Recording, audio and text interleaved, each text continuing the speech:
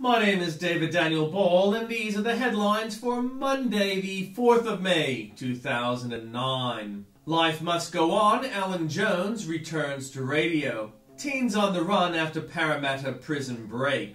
ETS postponed until 2011.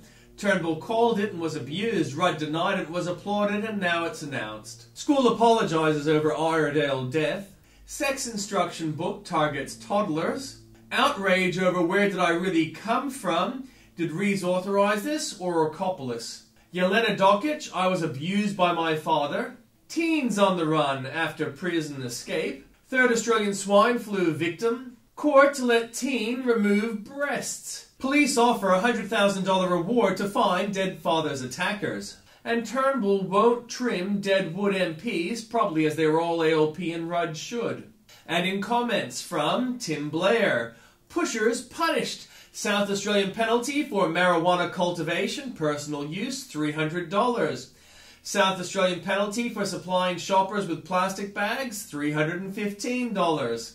Mouse bath. 9 years ago, the bathing of nursing home residents in a kerosene solution, 30 millilitres in however many litres of bathwater in an attempt to combat scabies, became a political scandal for the Howard government. Prime Minister John Howard has adamantly defended his minister, Bronwyn Bishop, and denied the existence of any nursing homes crisis. I don't accept it's a crisis, he said on Australian Broadcasting Corporation ABC Lateline TV programme. I mean, that is just a ridiculous exaggeration. It is a very sad and regrettable incident concerning one nursing home.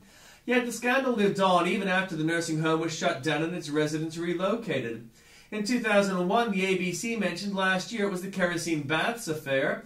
Then there was the Age in 2004, 4 years after the kerosene bath scandal at the once notorious Riverside nursing home in Melbourne. And only last year, Queensland Premier Anna Bligh said, so let's stop for a moment and remember the kerosene baths for frail aged people in a nursing home under the purview of a Commonwealth department. Remember? How could we ever forget? Yet Bligh now has a more recent nursing home crisis available for reference. A bedridden war veteran was found on Anzac Day with bloody ears, hands, face and neck after being severely chewed by swarming mice at Southwest Queensland nursing home. Opposition MP Ray Hopper said Queensland Health had been slow to respond to a plague at the Dalby Hospital, which includes a nursing home, leading to the attack on the 89-year-old man. His hands were covered in blood because he was trying to get the mice off him. We're talking about a health facility overrun by vermin. A second resident was also ignored. Time for Bligh to defend her minister. Ms. Bligh was standing by Mr. Lucas over the mice attacks amid heated calls for the minister to be sacked. That nursing home, by the way, is under a purview of Bligh's own government. It currently awaits the arrival of electromagnetic rodent repellent devices. Louise Adler, publisher of Gibberish, defends the Australian book industry's cultural protectionism. Until the 70s, British publishers decided the reading habits of Australians with the advent of the Whitlam and Fraser governments. An authentic Australian cultural identity was brought into being by fiat, with the establishment of such agencies as the Australia Council and the Film Commission. Overnight, Australian stories told by Australians in Australian accents were available to Australian consumers.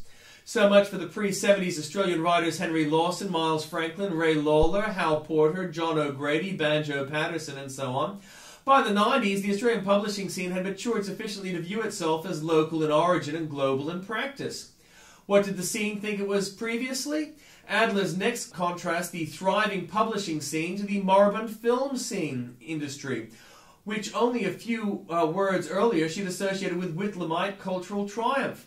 We have witnessed the demise of the local film industry. In 2007, Australian films represented a paltry 4%, of which 2% was delivered by Happy Feet, of total box office revenue. How can it be in the national interest for Australian consumers to be deprived of Australian content? Revenue is a guide to how many people saw those films, not the availability of Australian content. As it happens, there were many Australian releases in 2007. Almost all of them were rubbish, which is why local audiences avoided them. The consequences of an open market on the cultural landscape are obvious and verifiable. Exhibit A is surely the local music scene, which has been decimated by the abolition of territorial copyright. The top 100 singles in 2008 contained 20 Australian songs. The top 100 album chart contained 24 local works. Decimated?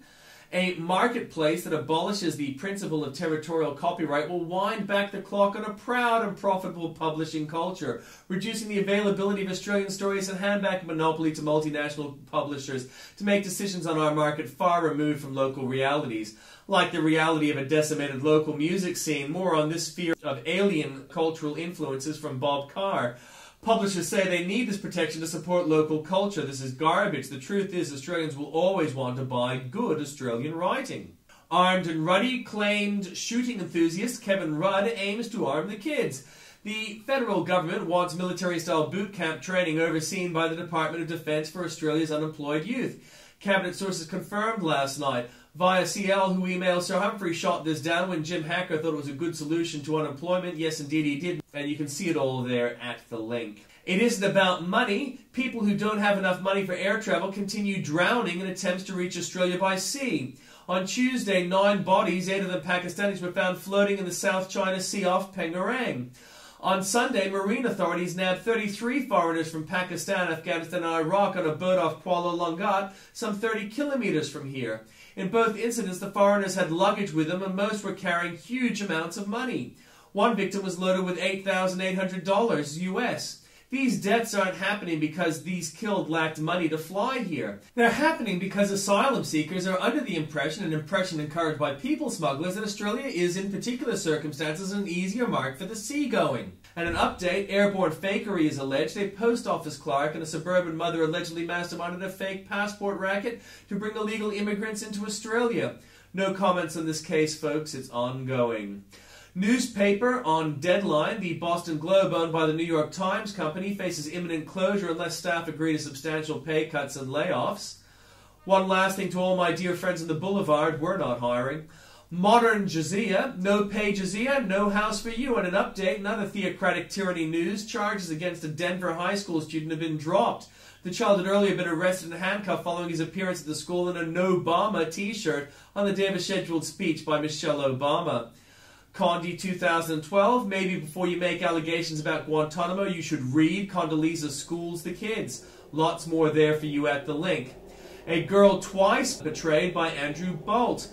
Cutting off the breast is preferred to treating the mind. The family court has allowed a 17-year-old girl to have her breast removed so she can be more like a boy. What this report does not tell you is the tragic background that suggests Alex suffers from the most terrible betrayal and needs love more than mutilation. As I reported when she first went to court, quoting from a family court judgment that still troubles me deeply. Labour spends until it hurts. The stimulus flu is getting way out of hand. Victoria may lose its prized AAA credit rating as the state government pushes the state deep into debt to fund new roads, railway lines, hospital schools, and water projects, one of the big four banks has warned. The last great Prime Minister of Britain, the 30th anniversary of Margaret Thatcher's election as Prime Minister of Great Britain, is celebrated. Museum of Myths. The Australian Museum in Sydney has an interactive exhibition on global warming that perfectly symbolises this new faith. They've got lots of things there for you to do. Frauds. What is this doing in a museum? Witness the decline of science. And an update, let's not forget the absurd scaremongering of the museum's previous director, Mike Archer, now Dean of Science at New South Wales University. For example, if the Greenland and Antarctica ice sheets melt, which they are doing in spectacular fashion, sea levels could rise as they've done many times in the past by 100 meters. If that were to happen, forget the meter and a century mantra and forget half of Sydney along with most of the world's coastal populations. It's 2 years since Archer suggested the seas could rise by up to 100 meters in 100 years. In the past 3 years, the seas have in fact not risen at all.